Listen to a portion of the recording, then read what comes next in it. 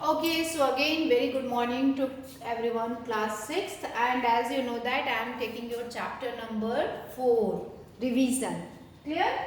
So class, in this chapter we had discussed the about the different key elements of a democratic government. First, we had talked about South Africa, apartheid law, Nelson Mandela, and after that we had discussed one or two key features of India. For the example, we had studied about the participation of Indians of people in regular election, the different ways of participation of Indians, ठीक है, in democratic country. अब देखो जैसे हमारे देश का other ways of participation में हमने क्या देखा था कि प्रोटेस्ट करके, रैलीज निकाल के, सिग्नेचर कैंपेन करके लोग पार्टिसिपेट करते हैं, ठीक है। अब एक क्वेश्चन है, there are also many ways in which people express their views. और दूसरे तरीके क्या है बेटा? There are many ways in which people express their views and make government understand what actions they should take. मैंने आपसे कहा था ना कि पीपल का पार्टिसिपेशन कैसे कैसे होता है डेमोक्रेटिक गवर्नमेंट में। तो हमने बात की थी इलेक्शन की, हमने बात की थी रैलीज की, सिग्नेचर कैंपेन की, प्रोटेस्ट करके वो लोग पार्टिसिपेट करते हैं, गवर्नमेंट के कामों को क्रिटिसाइज करके पार्टिसिपेट करते हैं। तीसरा जो पॉइंट है that is your including dharnas, rallies, strikes, signature campaign, मतलब वो सारे तरीके जो हमने पिछले पढ़ा था, ठीक है। तो अब आपसे कभी भी पूछा जाए तो बता देना कि मैम ये सारे तरीके होते हैं जिससे हम लोग गवर्नमेंट के काम में पार्टिसिपेट करते हैं, ठीक है। अब कहोगे कि things that are unfair and unjust, ठीक है। जैसे मान लो न्यूज़पेपर, मैगजीन एंड टीवी, मतलब कुछ हम लोग जो तरीके यूज करते हैं जो कि अनफेयर होते हैं, अनजस्ट होते हैं, वो सही नहीं होते हैं।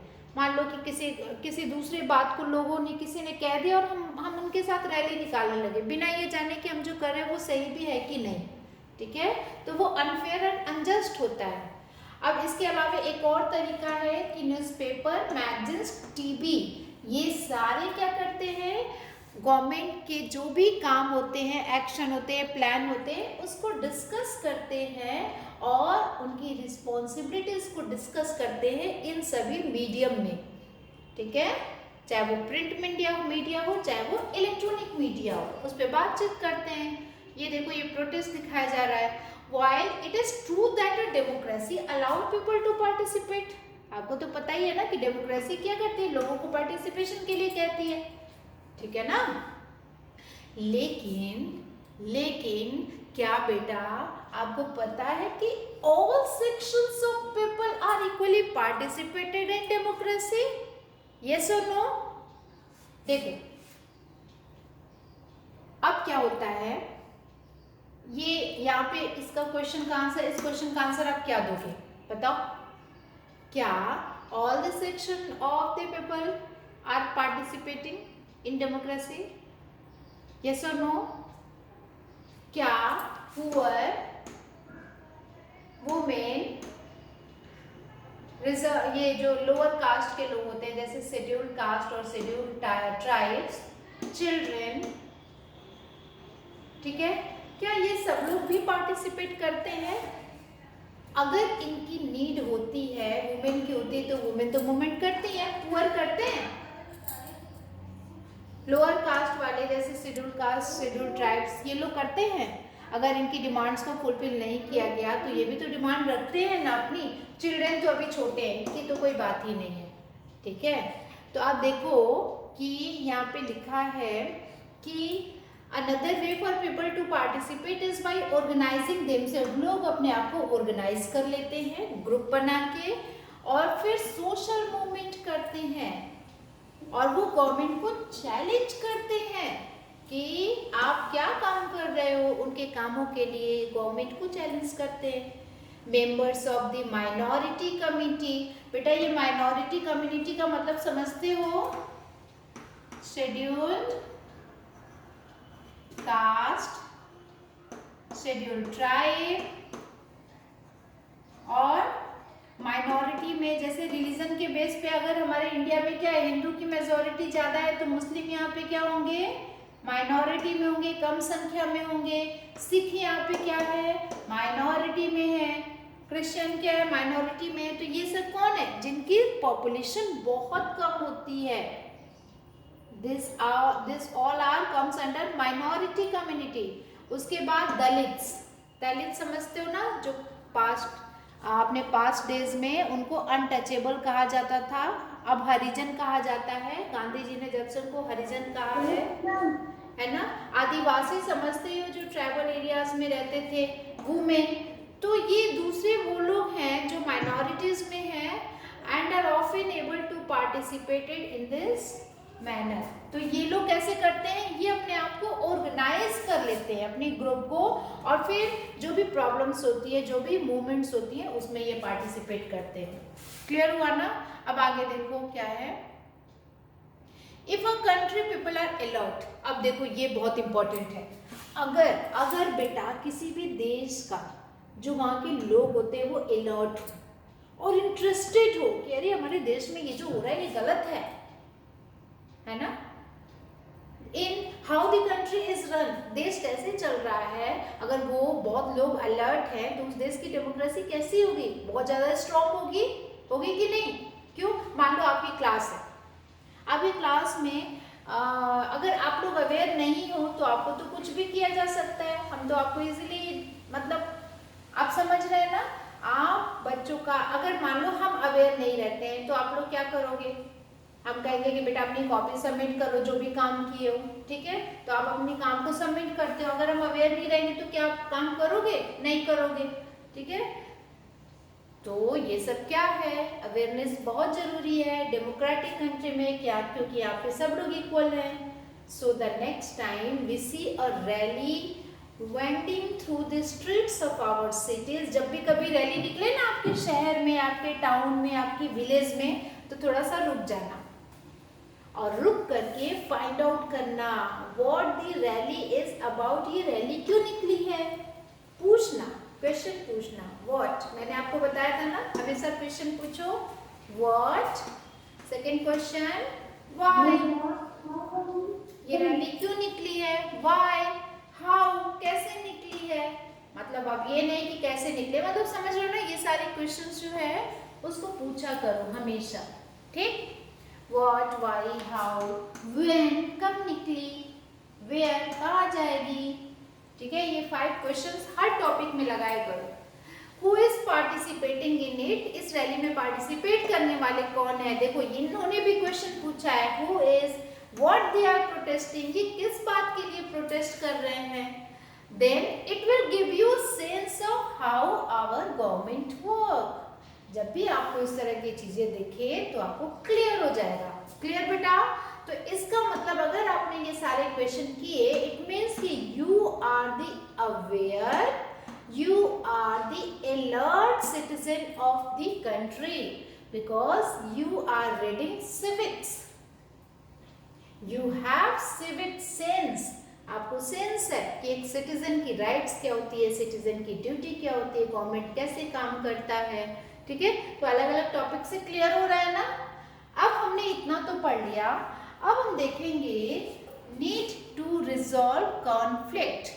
अब जरूरत है किस चीज की, भाई डेमोक्रेसी है, इक्वालिटी की बात होती है, पर यहाँ पे कुछ कॉन्फ्लिक्ट हो जाते हैं। कॉन्फ्लिक्ट समझते हो ना, प्रॉब्लम, इश्यूज, है ना, इश्यूज, किसी बात को लेकर के कोई प्रॉब्लम आ जाती है ना। अब यहाँ पे क्या हुआ था कि एक बार conflict occurs when people of different culture, different religion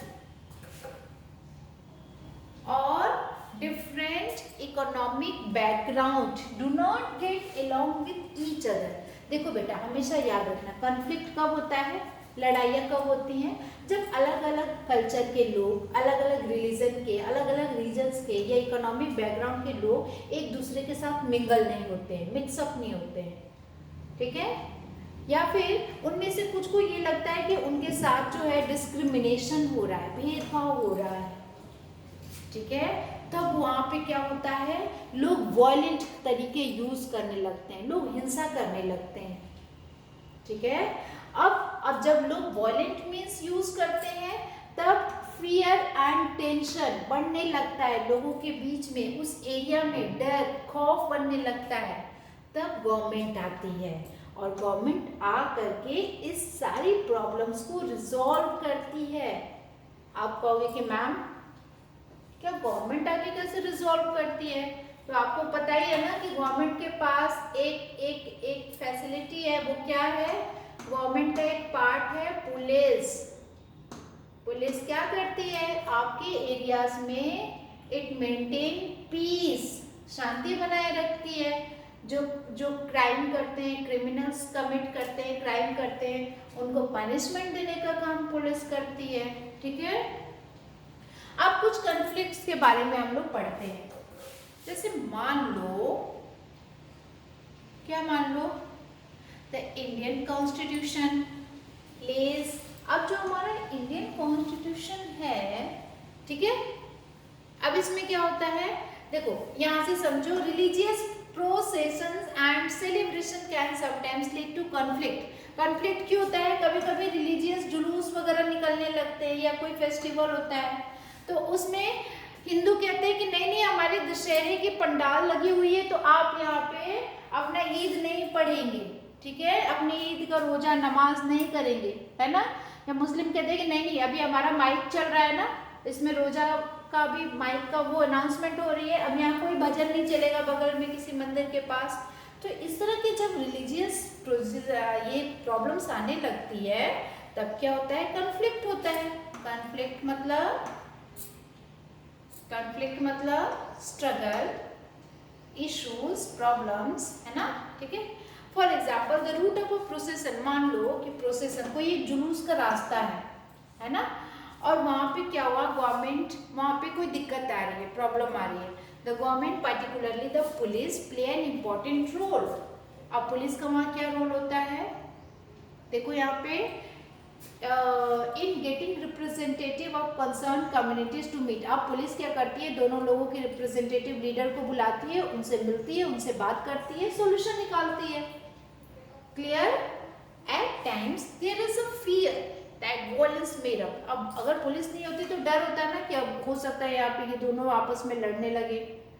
आप देखते हो ना कि पीपल थ्रोइंग स्टोन्स, लोग पत्थर फेंकने लगते हैं एक दूसरे के जुलूस के ऊपर। तो पुलिस क्या करती है कि वॉयलेंस ना होने पाए, इसके लिए लोगों को इंश्योर करती है। पुलिस की गाड़ी हॉर्न बजने लगती है और हॉर्न बजते ही सब अवेयर हो जाते हैं कि पुलिस आ गई, भागो। समझ गए ना, ठीक है। तो ये कॉन्फ्लिक्ट्स को सॉल्व करने का एक तरीका है, क्लियर। एक दूसरा एग्जाम्पल देखो, रिवर्स का भी रोल है। रिवर्स जो होती है वो भी source of conflict between two states. एक राज्य से दूसरे राज्य के बीच में रिवर कैसे इशू बन सकती है, बेटा जरा बताओ।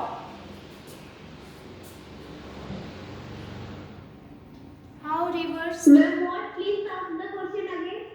how rivers can become a source of conflict between states?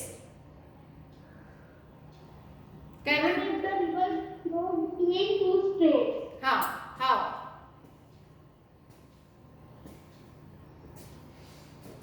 Because of the sharing of river water. मान लो दो स्टेट्स है, एक कह रहा है कि नहीं हमारे में पानी ज्यादा आना चाहिए, दूसरा कह रहा है कि ये हमारे जब इनके यहाँ बारिश होती है तो ये पूरा डैम हमारी तरफ खोल देते हैं, हमारा शहर डूब जाता है।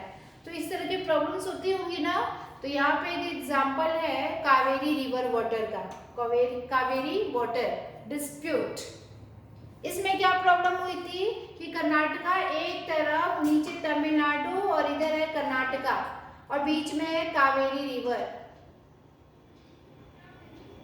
अब क्या हुआ, प्रॉब्लम क्या हुई, अब जो कृष्णा सागर डैम, जो ये कर्नाटका है, कर्नाटका, यहाँ पे एक डैम था कृष्णा सागर डैम।